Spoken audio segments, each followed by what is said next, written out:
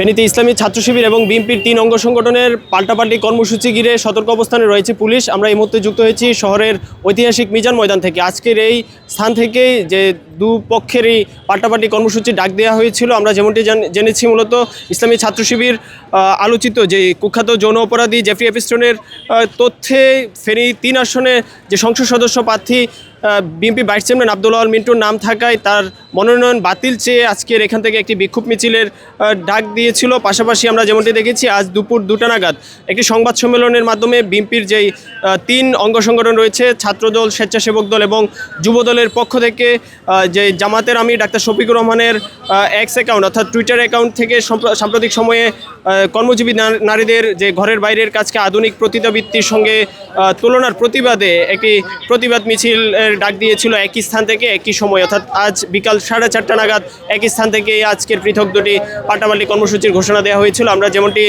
দেখেছি, আজকের এই কর্মসূচি ঘিরে দুপুর থেকেই জেলা পুরো শহর জুড়েই উত্তাপ ছড়িয়ে পড়ে সতর্ক অবস্থানে থাকতে দেখা গেছে পুলিশকে। আমরা কথা বলেছিলাম ফেনী পুলিশ প্রশাসনের সঙ্গে, সদর অতিরিক্ত পুলিশ সুপার সদর সার্কেলের সঙ্গে। তিনি আমাদের যেমনটি জানিয়েছেন, RICL TMX, যুগের পর যুগ স্থাপনা থাকে মজবুত।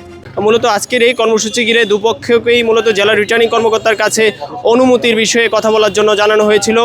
তারপর আমরা কথা বলেছিলাম জেলা রিটার্নিং কর্মকর্তা মনিরা হকের সঙ্গে। তিনি আমাদের যেমনটি জানিয়েছেন, মূলত আজকের এই দুপক্ষের কর্মসূচি একই স্থানে, দুপক্ষের কর্মসূচিতে কোনো পক্ষকেই মূলত অনুমতি দেওয়া হয়নি।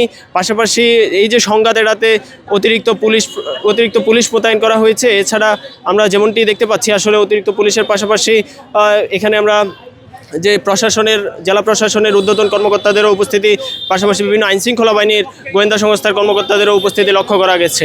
সব কিছু মিলে আসলে আজকে ফেনীতে আরও একটি রাজনৈতিক দল অর্থাৎ জাতীয় নাগরিক পার্টি এনসিপিরও পৃথক আরেকটি কর্মসূচি রয়েছে। তারা ফেনী 2 আসনে যে জামাত নেতৃত্বাধীন জোটের প্রার্থী এবি পার্টির চেয়ারম্যান মুজিবুর রহমান মঞ্জুর সমর্থনে একটি বিক্ষোভ মিছিল অর্থাৎ নির্বাচনী মিছিলের ডাক দেওয়া হয়েছিল, যেটি জুলাই স্মৃতিস্তম্ভ থেকে শুরু হওয়ার কথা রয়েছিল।